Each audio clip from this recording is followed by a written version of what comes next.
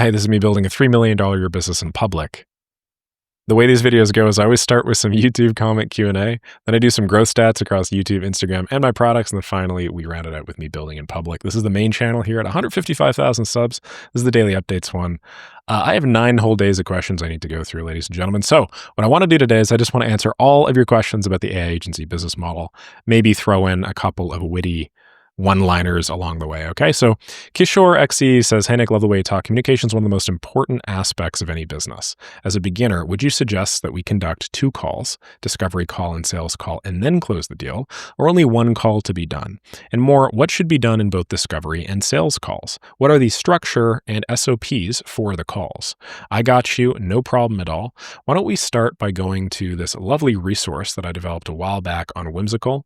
What I'm going to do is show you guys the various ways that you can put together automation agency sales flows, okay? And now I want you to know too that this isn't just for automation agencies. You could use any one of these for more or less any service business out there. So in the left-hand side, we have the simpler system. It's the one-call close system. The way that this one-call close system works is we start with our marketing up at the top. That's what this little box is. We can send cold emails, PPC ads, SEO, social media posts, referrals, communities, and a bunch of other stuff too. I just didn't want to write all of the different ways you could get leads up here, but imagine there's another 100 of these. From there, we funnel all of the leads into a meeting booked status. This meeting booked, essentially what this does is this is where we have our combined one-call close, okay? If they show, then we have the sales meeting. In the sales meeting, we show them a scope of work. And then we ask them, hey, do you want to do this right now? We basically hold a gun to their head and say, yes or no. If they say yes, you start the project. If they say never, then you opt out. And then if for whatever reason they say maybe later, what you can do is you can go back up to some sort of follow-up cycle and then just cycle it this way. Okay, this is the one-call close. I don't really like the one-call close. I don't know if you guys could tell, but it's very hold a gun to the prospect's head and force them to make a decision right then and there, usually off of incomplete information. So this is what I'd call like high ticket, like inbound usually. So if you guys have ever seen like a coaching funnel or something like that, this is the sort of stuff that they'll do. They'll have some super charismatic closer get on the call, and at the end he'll be like, listen, we're only willing to do this right now. If you say yes to me on the call, we'll move forward. If not, we won't. So do you have all the information you need to make a decision? They'll do that sort of stuff, right? I mean, basically like emotional games, if I'm honest. And then, yeah, they'll get you to close. I don't really like this. What I prefer is this middle one here called the traditional agency sales system. So what we have is we have a bunch of marketing methods up at the top. These all still funnel into a meeting booked, but notice how we have more steps now, okay?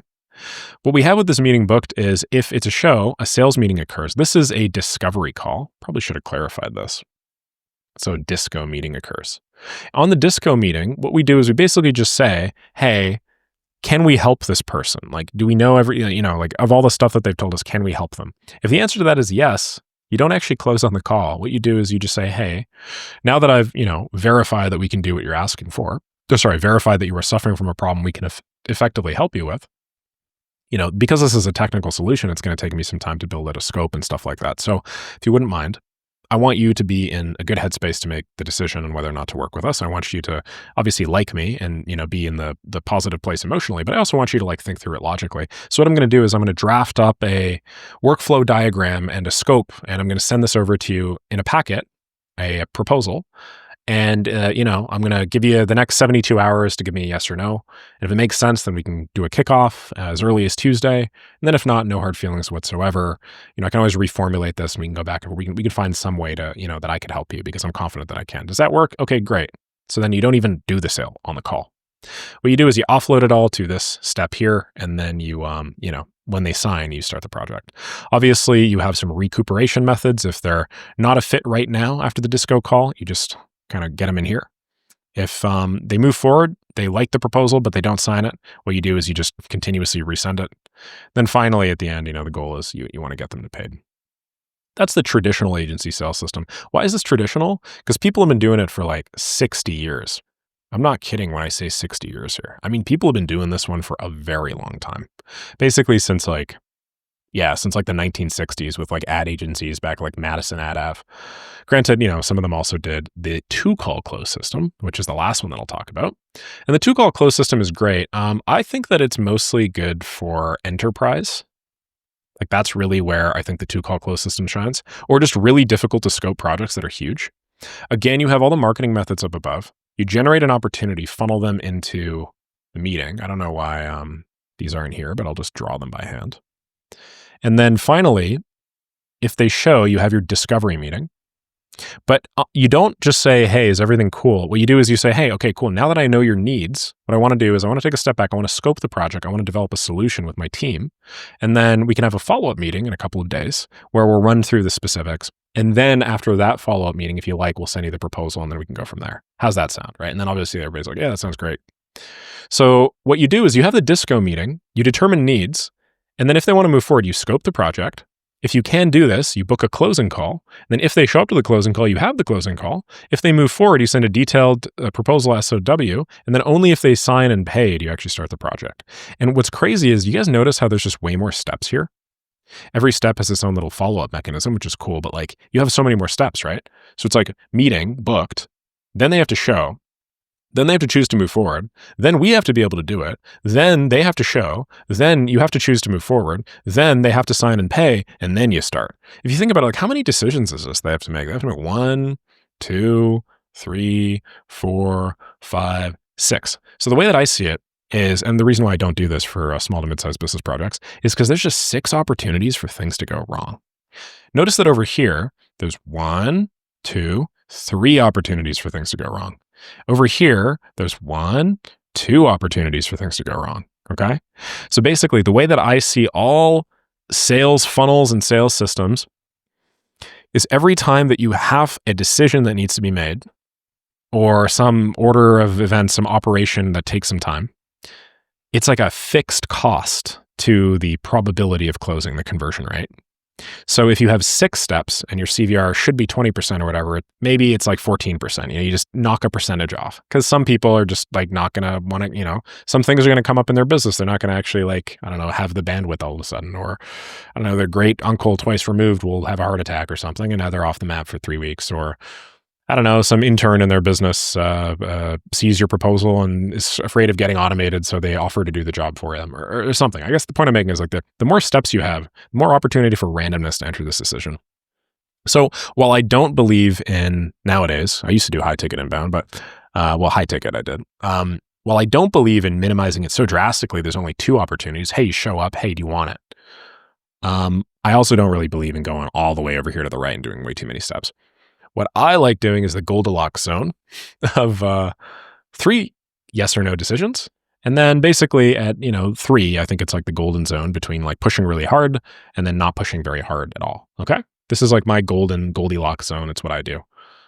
So hopefully that answers your question. And yeah, that's how we do it.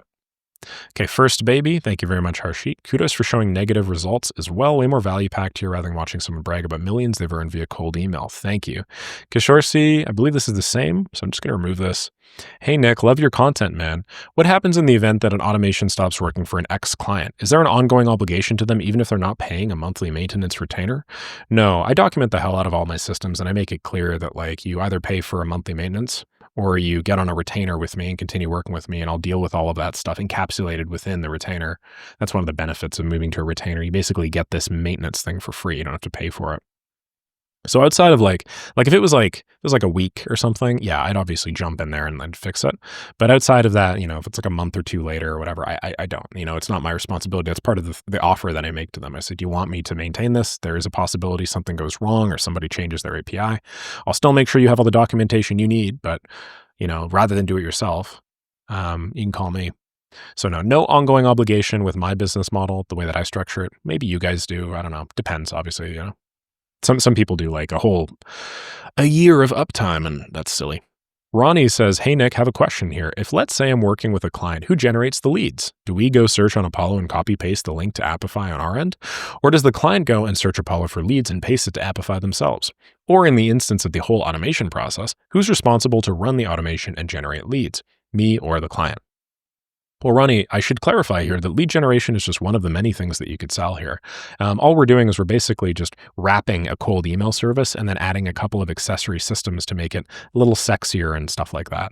But cold email is just one of the many services that you could sell. You don't have to just sell cold email as your automation service. You could sell like a CRM automation, or you could sell a proposal generator automation, or you could sell, I don't know, a little noise on the person's computer that cha-chings every time they sign an invoice. Like you could do whatever the hell you want. And so it's the Wild West here. If you're talking about cold email, the way that I recommend you go about it is I recommend that you generate the leads. You go find the link, you paste it into Apple. I mean, maybe have some system that makes it so you don't actually have to paste it. And then you actually respond to the leads and generate them. That's how I would recommend it. But I have seen people do it all over the map. Murrow says, "Hey, Nick, great content and work, man. Keep going. A lot of value here. What audio editing are you doing or using a voice cleaner during the recording? Your sound is top quality. Thanks again for all the value you're putting out there." No problem, Murrow. Yeah, it's called Auphonic, Auphonic. Simple Path Medium says, "Hey, Nick, really appreciate your content. Your authenticity is helpful. Would you recommend outsourcing direct outreach like cold calls? Who's more enthusiastic or skilled at it? Cold outreach is definitely my weak spot, and I'd love to focus more on what I'm good at. I do get the daily routine is important, and I just want to make sure I'm in my wheelhouse and most motivated. If someone else is more glass half full in cold outreach, then it seems to make sense to hand it over so I could focus on innovation and creation." Yeah, I do get where you're coming from, of course, and I think that that's important to recognize. There's no need playing in a field in which you are necessarily disadvantaged. But I also think that demand generation is one of those things that is probably the most important skill to have. So even if you're not as good at it, proportionally speaking, if you get even a little good at it, it will pay you many, many dividends. I also think that the skills involved in successful demand generation are the same skills shared by successful business owners in general, for the most part, maybe 80% overlap. So if you get really good at just executing, taking high agency, and putting yourself out there in situations where you may feel discouraged, you're going to have a lot more success with business than if you're the sort of person who doesn't want to. You know what I mean? Hopefully this makes sense. Now, I'm not knocking you or anything. I'm basically the same, by the way. It's funny. People don't really think so, but I'm 100% the same. I care way more about the building and the creating, and it's just so much more interesting to me. But the reality is it just doesn't make as much money, and it doesn't make me as good of a business person, if I'm frank. So there are certain business structures in which innovation and creation are the way to go. Look at Steve Jobs and the iPhone. But yeah, I think if you want to really nail services, you do have to do lead gen. Jan Christensen says, "How would you actually make 200,000 daily HTTP requests to websites like StubHub? The parsing from there is easy, but I would guess in order to make that many requests, one would have to deal with rotating proxies. Could you outline a bit more how you typically deal or handle such rate limit bottlenecks?" Yeah, for sure. The way that I handle such rate limit bottlenecks is I will rotate proxies using HTTP requests, the variety of services that do this stuff for you. The simplest and easiest service, in my humble opinion, is called Bright Data. Essentially what this allows you to do is it allows you to hook up to either like a warehouse proxy, residential proxy, phone proxy, search proxy optimized for, the Google SERP, mobile proxy, as we saw, ISP proxy, so on and so forth. What this gives you is basically like a little URL. I know it's crazy, but it gives you a URL. And all this URL is like when you send a request, you send it to that URL, and then the URL, the server, the proxy, sends it to the place you want to get to.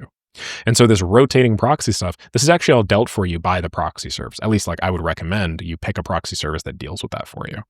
And then, a lot of the time you can set specs. So Apify's rotating proxies allow you to set specifications and stuff like this. There are a variety of services out there, as I've mentioned, but those are probably the main ones that I do.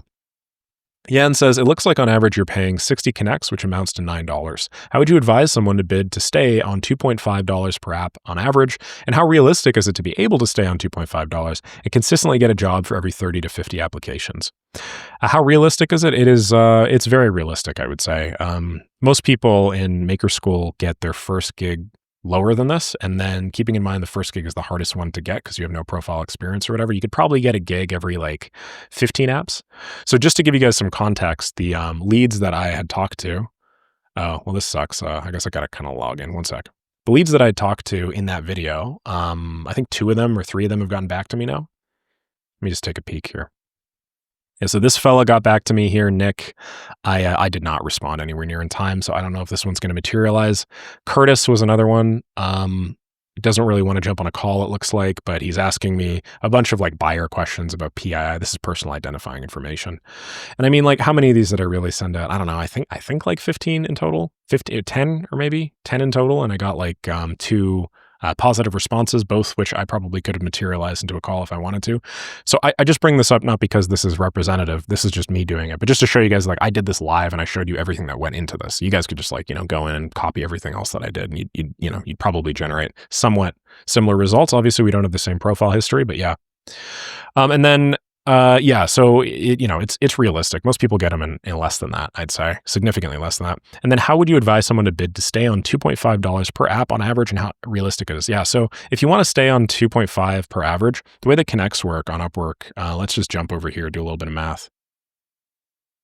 I'm running out of space. It is $1.50 for 10 connects. So what is $2.50? If a connect is 0.15, then 25 divided by that is, whoa, hold on a second. Why my math so bad? So if it's $1.50 for 10, why can't I do this? 10 divided by 1.5? Is that it? Yeah, I think so. So it's 16 for 16 connects, right? So on average, I think on Upwork, most jobs are, I think it's like 11 connects or something like that. I don't know. I mean, it depends, I guess. Let me just go over here to automation and let's see. It varies, right? I think they probably increased this significantly since the last time I did some math, but let's just click on a bunch of these, huh? Let's see. This one's 11, 14, 20. Oh, no, these are bigger for sure. I should say that this scales according to the industry. So if you're in like a really low cost industry, where the average deal size is lower, it's lower. So just taking an assay of this, 11, 15, 11, 13, 20, 13, 21, 20, 14, 11, it's probably like 14, I would say, which means that basically every time that you submit one of these puppies, you're going to be spending about $1.50. In addition, which is, let's just say 15 to keep the math simple. In addition, you need to boost. Now, what is boosting? If you guys didn't know, boosting is how you get like all the way up to the top of the proposal. And usually you have to bid. I'm saying average bids right now are like 30 connects or so. The thing is, you don't spend this unless somebody interacts with your proposal. So if they view your proposal, if they check out your video, if they like send you a message or whatever, then you do spend it. But if you don't, it's kind of pay-per-click in that way. So the question is, how many proposals do you send before somebody actually like clicks on it, right?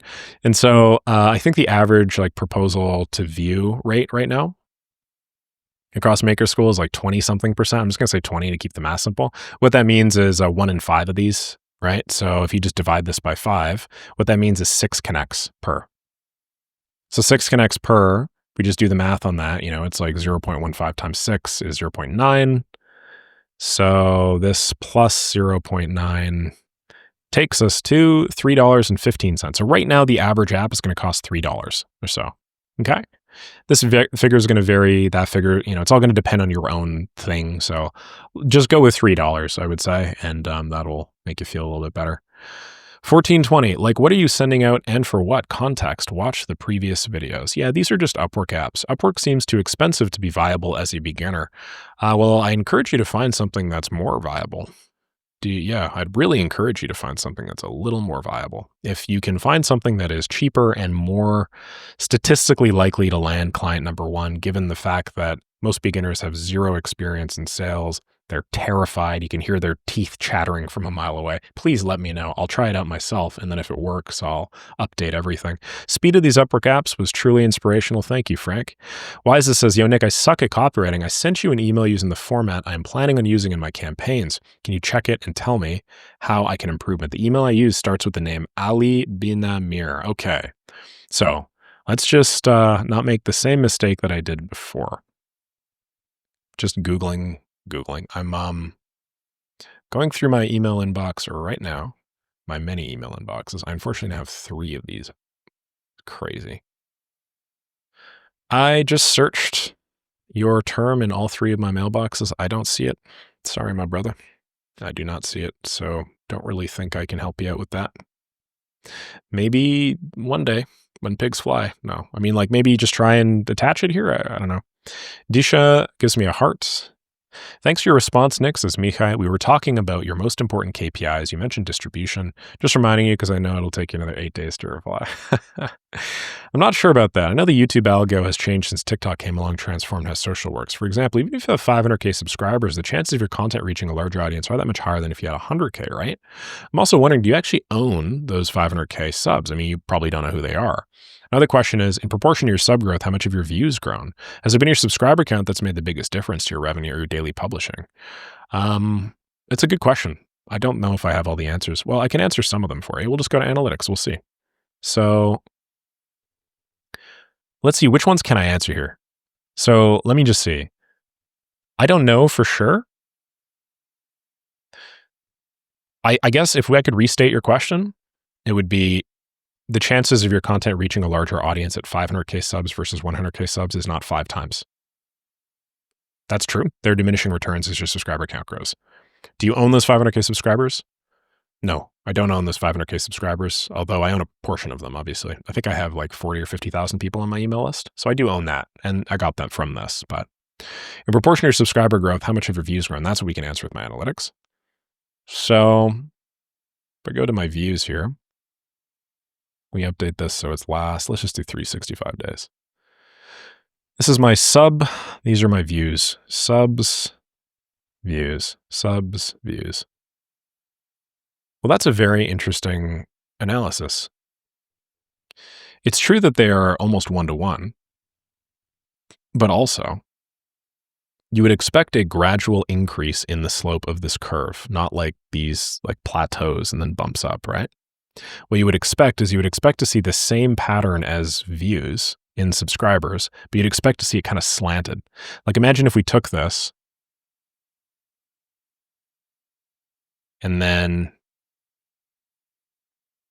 we put this over here and then we just rotated it a little bit. This is what you'd expect to see, but we don't. Oops. Yeah, that's what you would expect to see, right? Just superimposing these two on there. You would expect to see the total magnitude of this go up over time. But what you see instead is it basically matches this 1-to-1. Well, obviously, I could sit here and scratch my head at it. I don't really think I'm going to arrive at a good answer there. But there's probably some nuance to it. Probably the majority of my views right now come from browse features. Sorry, search, which is independent of subscriber growth. Probably has something to do with it. Probably. So obviously on days when I have more subs, I will get more views because the views are what are leading to the subs, but it's not that the subs are leading to the views the other way around. Has your subscriber count made the biggest difference to make your revenue or your daily publishing? Well, I don't think it's either or, really. You want to talk biggest difference? It's probably just my character combined with the knowledge of the industry. But that's like the biggest difference, I would say, because there are people that have way more subscribers than me and that have published on net more videos than I have that make a fraction of my revenue per subscriber. So the monetization on my end is actually very, very high, despite the fact that I very rarely push it. UI Facts says, hey, Nick, I'm starting an AI agency that automates businesses as a 17-year-old kid with a laptop. I won't spend any money. Is that fine? I mean, can I do that? I also want to know which platforms are best for me to get clients quickly. Hey, brother, you can do whatever the heck you want. Literally anything you want. Don't let anybody tell you that you can't. It's never a yes or no, black or white sort of thing. What it is shades of gray. And let me tell you, there are about 50 shades of gray for you as somebody that is not willing to spend any money on this. You better, strap in, strap on, get ready for the ride. Yeah, I say this just because it's way harder to make any progress in anything if you're unwilling to spend a little bit of money in it. So I get you not wanting to, because I've been there too. But dude, you're going to have to spend some money if you really want to grow. Example, leads. Dude, I mean, you know how long it would take for you to like scrape 1,000 leads for free? It would take you like 3 days. Alternatively, you could spend 5 seconds if you're willing to spend $1, right? That's the magnitude of the difference we're talking about here. Arslan says Reddit and Upwork. Cool. I guess he was answering EY's question. Yeah, which platforms? Upwork. Well, I guess you got to spend money. Well, I guess you can't do that. Cold email? Oh, no, you got to spend money. Cold DMs on LinkedIn. Noah says, "Hi, Nick. How do you deal with the email provider problem when doing cold email outreach? Do you create different campaigns for leads that use different providers? Or does Instantly have a function that automatically detects the type of inbox that you have and matches them with the lead that has the same provider, then send the emails?" Yes, you hit the nail on the head. Instantly has a function called provider matching, which does this for you. "Hey, Nick," says Daryl, "been learning from you for quite a while now. Would say that you're one of the best channels to learn about AI automations. I'm currently living in a developing country, Indonesia, and I'm trying to decide whether I should focus on selling automations to local businesses because there's less competition, it's a blue ocean, it's a less saturated market, and the market's already aware of the AI utility, or to the US or English-speaking Commonwealth countries.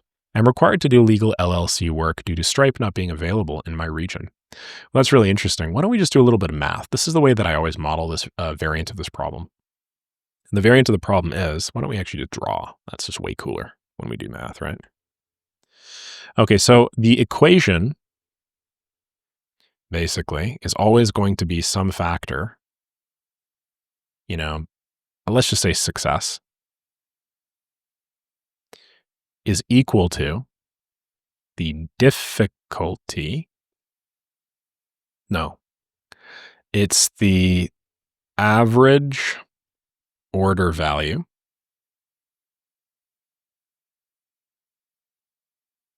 divided by the saturation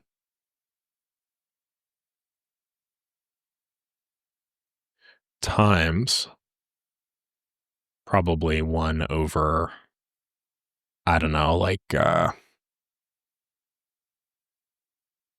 let's just say like culture fit, probably. So if we look at these two different markets, we have like Indonesia over here, right?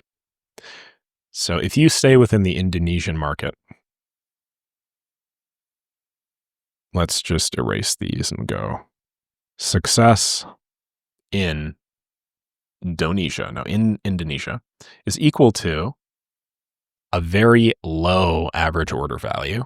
Okay. Super, super low. So I'm just going to say 0.1 divided by saturation, which is very low as well. The market is not very saturated at all, times some low culture fit realistically. You're probably missing on some of the cultural nuances, and maybe there's some language issues there as well.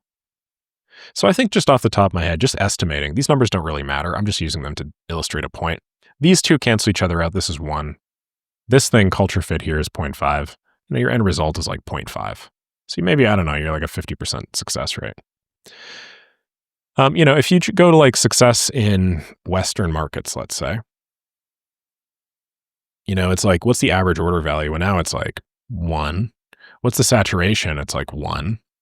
And what's the culture fit? Oh, sorry. Culture fit is actually really high. I'm lying here. Culture fit's 1. What am I talking about? You're Indonesian, bro. Of course it's 1.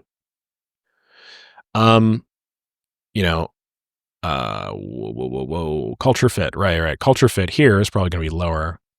Maybe it's going to be like 0.5. So I just pulled some numbers out of my ass. I guess what I'm trying to say is the only situation in which this would be worth it, the Western country, is if the proportion between the average order value divided by the saturation of the market was much higher than the proportion of average order value to saturation in the Indonesian market. I think the average order value that you could probably sell a project for in the Indonesian market is like $300, something like that. I don't know. I'm just pulling a number out of my ass, but that's like a month's low to mid skilled staff member. I feel like in the United States, probably like 3,000, which is about the salary for like a low mid skilled. So it's like a 10x difference there. So it's like, is the market 10x here? And if the market is 10x here,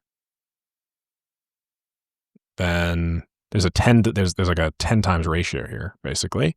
And then is the ratio of saturation 10? I mean, like we could do some Fermi, it's called a Fermi approximation, where you're just like pulling numbers out of your ass, but you do try and estimate. And the whole idea is you don't want to get it right. You just want to get it within like an order of magnitude. So I don't know, man, like, can I just ask, how many businesses are there in Indonesia? Let's just check out how crazy this Fermi estimate is. 57.9 million businesses. How many businesses are there in the United States? 34 million small businesses. What's the population of Indonesia?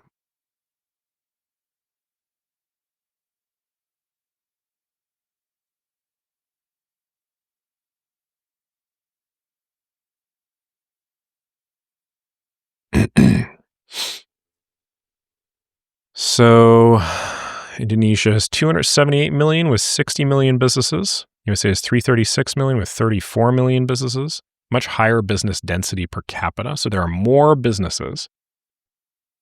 Oh, I got it. It's informal micro enterprise like street vendors and stalls. Yeah, that makes sense. So the business to population ratio is like 1 to 5 here, and then this is like 1 to 10 in the United States.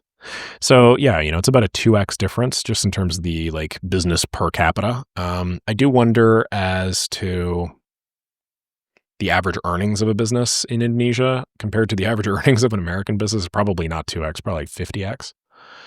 Yeah, anyway. So this is me just trying to show you guys how I would think about this. So how would I think about this, Daryl? In short, why don't you just do both, man? I don't see any reason why you can't do both. That's always my answer. Just do both. But it is the safe answer. Like you should just try pitching both, man. Try pitching both. Like what are you losing, dude? You're just like taking the text that you put together for cold email for an American or an Indonesian market. You're just like translating it. Sorry. Start with the American market, then translate everything to Indonesian. I bet you it'll work 100 times better. Hopefully, this showed you guys how I would think about this stuff, though. I just pulled this success equation out of my ass. There are many more factors that go into this, but I am always thinking in some capacity like that. Like, what is the ratio of saturation and, average order value in two industries? And if like the ratio is super off and like I see a big opportunity, that's what I'm going to jump into. Eric Zero says, "Hey, Nick, thanks for sharing your big brain knowledge. I was wondering if making AI decide decision and search problems from your specific industry niche is a good decision to do. Should I stop making AI decide some aspects of my business? Usually I let AI decide the following things: identify high problems for my niche and provide a solution for it, generate automation workflow logic, essentially generating 80% of the work in N8N. Then I make decision in a strategic and smart approach. I'm skeptical about making a decision with the help of AI, since sometimes it delivers me inconsistent information. For example, if I disagree on what it provides, it automatically switches to my side of thinking and provides counterpoints, which makes me confused on what really to decide on. Would really help if you share your big brain knowledge on this. Could really help me long term." Yeah, I think you bring up a really good question that a lot of people probably struggle with. The way that I see it is you should use AI as a tool. You shouldn't be used by AI as a tool. I'm sure at some point we're all going to be used by AI as a tool, but not yet.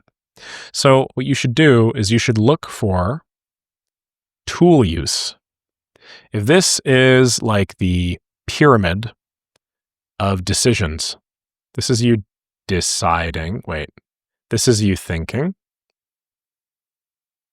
Underneath your thoughts, you have actions.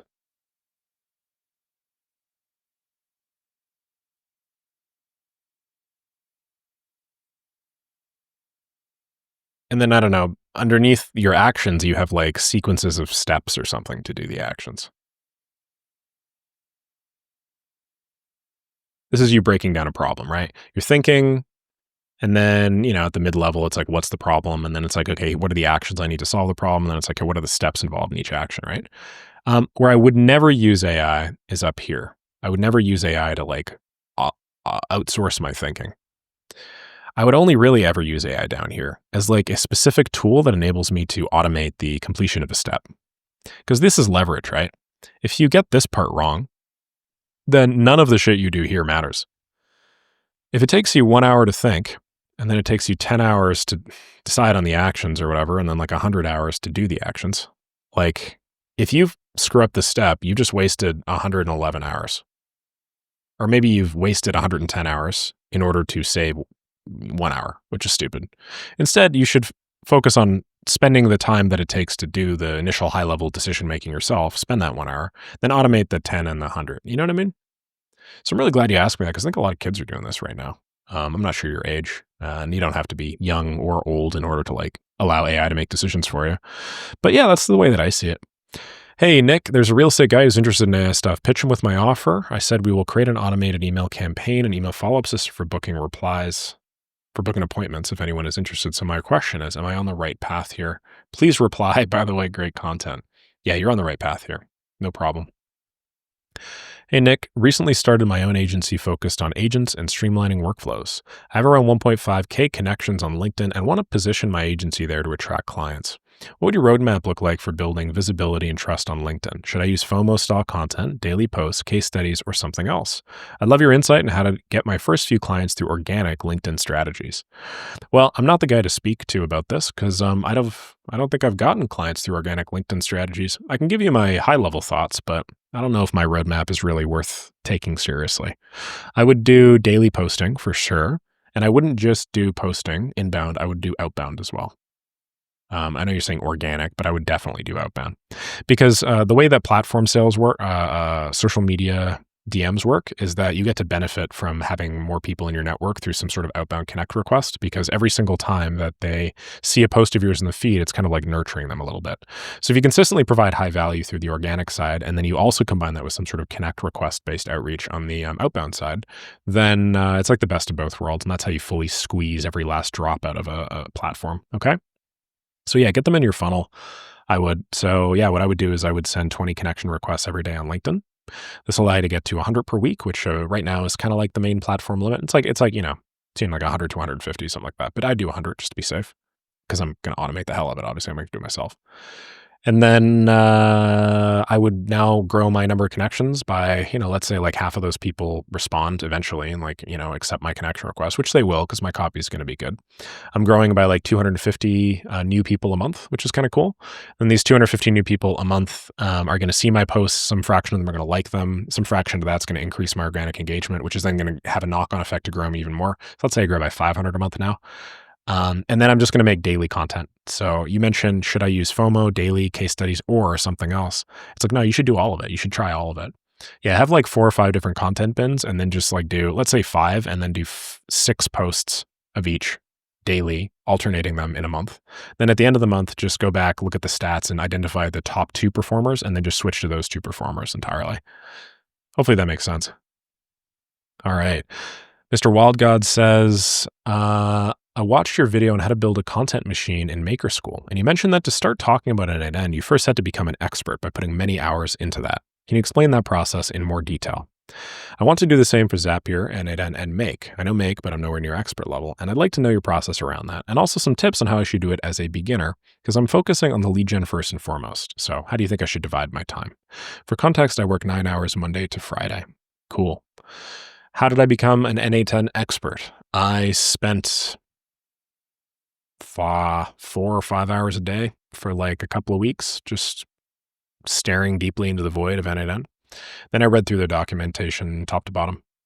I had pre-existing make.com experience though, so maybe that's inaccurate, and you definitely shouldn't expect to see similar results in the same amount of time. If you take all of the time I've spent on Make across the last 5 to 10 years, I wasn't using it 10 years ago, but you just take the last decade and then be like, okay, how much time have you actually spent on automation tools? We're talking many thousands of hours, right? So when you know one automation tool, it helps you 80% of the other automation tool. So in my case, my learning path is probably different from what a total beginner would do. I spent some time, I basically rebuilt a bunch of flows, my own flows, just to understand the conceptual differences between platforms. And then I went on their docs, and then I read their docs front to back, literally front to back. And then I went into their template library, and then I picked 20 templates, and then I rebuilt those templates myself. That's what I did, and that's how I figured it out. But hey, now you guys have my videos, so just watch my videos. I created them in a way to help expedite that first 80%. How should I do this as a beginner? I'm focusing on lead gen first and foremost. How do you think I should divide my time? You should spend 80% of your time doing lead gen, 20% of your time on this. First, il y a 4 minutes. Posting timestamp. Let's go. Well done. Nice job, Harshit. Thank you very much. Do I know Telugu? I do not know Telugu. I'm sorry. Hey, Nick, just wanted to talk productivity here. I always think the simpler the better, says Jeremy. I plan my day on a massive Apple Notes, and I pen new content every day. I, in general, manage to get stuff done at the end of the day. Only thing is, I'd like to track progress. Again, as I like to keep things simple, I'm thinking of using Google Sheets to track my progress. What would you recommend for a freelancer on Upwork to start tracking? Not only outcome, but also inputs, so time spent, tasks completed, etc. You should enumerate all of the lead generation that you're doing, Jeremy. So if you're doing Upwork proposals, you should have a column for Upwork proposals. If you're doing cold emails, you should have a column for cold emails. If you're doing communities, you should have a column for communities. Then additionally, you should also have a column for all of the results that you're getting from them every day. So for instance, if I were to make a spreadsheet for you right now, what I'd do is I would do something like this: date, Upwork proposals sent, Upwork interviews, Upwork calls, Upwork closed. Then I would just copy all of this, basically. Then I'd say like cold email sent, cold email replies, cold email positive replies, cold email calls, and then cold email closed. Then I would do the same thing for communities. Okay. What's the idea here? The idea is that this data we're going to keep really simple. We're not going to worry about attribution. All we're going to worry about is how many per day. Because on net, if you do this long enough, the attribution doesn't really matter. You're going to have hard stats on the rates for all of this. So for instance, you do 10. And let's say today you also have one interview. That leads to one call and you don't close anything. Let's say you send 300 emails. Let's say, 3 people get back to you. One of them is positive, 0 calls, 0 closed. So let's say that that's today. Well, how about tomorrow? We're just going to repeat this. Obviously, don't pay attention to the time. Well, now let's say 8. And let's say we have 2 interviews, and they actually come from yesterday's. We're still going to put 2 down here. We have 1 call. We close 1. And actually, sorry, you should have 1 more column. It should be revenue. And I would only count revenue. I wouldn't count cash collected. I think that's just easier for attribution, for purposes. Let's say you close and let's say it's like 250. Cold email sent, another 300. Now you have 6. Some of these are today and other these are yesterday. 3 positive replies, 1 call that you booked 2 days ago or yesterday, 1 close, and then, 2,500 or something. I would just proceed down this way. Maybe now you make $1,500. Here you make 0, 0, 0, 0, 0, and now you make $12,500. Do you know what I mean? That's how I would do it. And I would track this every day religiously, just like I track my own brand stats. So simple stuff. You don't have to really be a rocket scientist here. At the end of it, what you're going to do is you're going to get a giant list of numbers, and then you can start taking ratios. So for instance, you'll quickly know, on like a weekly or a monthly basis, what the total number of interviews you had is compared to the total number of proposals you sent. And so in that way, you'll be able to calculate your interview to proposal sent ratio. And then you'll be able to calculate your calls to interview, your calls to proposal sent, your close to calls, close to interviews, close to sent, revenue per proposal, revenue per interview, revenue per call. All these are very powerful metrics. Priyatosh says, what's your take on the ASMR videos? If we post on Instagram or YouTube, can we monetize them? If yes, can you please suggest some of the ways? Please don't stop. This series is super cool to get so much authentic behind the scenes content and how an actual business works from the guy who made thousands of dollars selling these services. Thank you for the value. I got you, man. I don't know anything about this ASMR stuff, not gonna lie. But if you're doing an ASMR campaign or whatever, I think that could work, yeah. AI would have to be pretty good, pretty sexy. You can make it like a nice redheaded, attractive woman with very bright nails, then I'm sure that would probably help more. Speaking of personal experience here, Ite Bagilani says, hey, Nick, correct me if I'm wrong, but the Instantly campaign you're running is essentially saying, I will bring them clients. If they say yes, how do you generate the templates or demo websites? I followed your watch me start and sell video and got a few positive replies. 8. Yeah, I didn't know what to do with them. In my head, Apollo can't find you people hiring website devs, or can it? Little lost here. Any guidance appreciated. Fire of it as usual. Hell yeah, Ite. Yeah, man. So, what a great question. Yeah, well, hopefully now you've seen the sales call, the first one anyway. Had another one just yesterday that was pretty similar. Hopefully you understand the vibe. The vibe is not that you have built the perfect system. The way you get people hiring website devs is you would scrape LinkedIn jobs. And then you would go, United States. And then you would go website developer in the United States. And then you would scrape these 2,353 results. Then you'd enrich the company name and company information. And then you would send emails to the hiring team, people that run this. You would do this using like Appify LinkedIn jobs. It's probably this one right here, which would cost you $1 per 1,000 results, which is pretty low. And then, you'd enrich them with something like an email finder. There are a variety of solutions for that, but that's how you do it. But like, you don't have to have it all set up to sell, right? Like I don't, clearly. I just sell. And then when somebody says yes, I'm like, oh boy, I should probably do it. Wise Stuff says, I'm starting your channel, has a lot of guides and other helpful content. What should I start? For example, I found your 8 hours video and I watched a bit of it and got confused. What type of project should I practice with? What a great question. I think the simplest way to get going with my stuff is probably, let's just go here because this is what you're going to see, right? Simplest way to get going with my stuff is build your first AI business in 6 hours, this one here. After you're done, do NADN full course 6 hours, build and sell AI automations plus agents. When you're done with that, you can start watching NADN specific videos for build advice, assuming you're doing NADN. And then I'd watch this puppy as well. This one's trending right now for a good reason. It's just prompt engineering. Okay, that should get you going. And then everything from there is just gravy. Feel free to watch whatever you want. I really want to get to 7 days. Let's just round out 7 days. Yeah. Hopefully it's clear, guys. Like, we are definitely getting up there in terms of questions. I don't know how the hell I'm going to answer all these questions. Got a ton of questions. I think it's finally happening. Like you guys were asking, like, how the hell's Nick going to deal with all these questions? It's like, yeah, that's a problem for tomorrow, Nick. But like, this problem is now here. So how am I going to deal with these questions? Also, I'm trying to read the questions a lot slower than I otherwise would have because I'm trying to make my content 2xable. Do you have to use Instantly for cold email, or can you just use a couple of Gmail accounts? Is there a big difference? Also, do you have to warm up your email accounts, or is that a scam? Also, this seems to be a problem with cheap inboxes, or maybe I'm just dumb. Well, to answer your first question, no. You don't have to use Instantly for cold email, but I would definitely recommend that you do. If you just use a couple of Gmail accounts, you're not probably going to warm them up as consistently as you could be, and you're probably not going to land in the inbox anywhere near as often as you want. Do you have to warm up your email accounts? Yes. I don't know about this problem with cheap inboxes, but hopefully this answers your question. AI Side Hustle says, just want to say you can absolutely do cold email in the EU. People who said you can't don't understand GDPR. I would agree, but I'm not a lawyer/rocket surgeon. Hey, Nick, thanks for all the value, says Drew. I have a prospect who's a recruitment agency. They work with legal clinics and said that most of their clients post jobs on their personal websites and not on LinkedIn, Indeed, or job platforms. Is there a way to scrape those jobs and their details? The prospect has all the websites they target. I'm offering a sales system, and they're interested in both the scraping and outreach part, but I don't know if the scraping part is possible. Thank you for helping with this. Great question, Drew. Yeah, absolutely, man.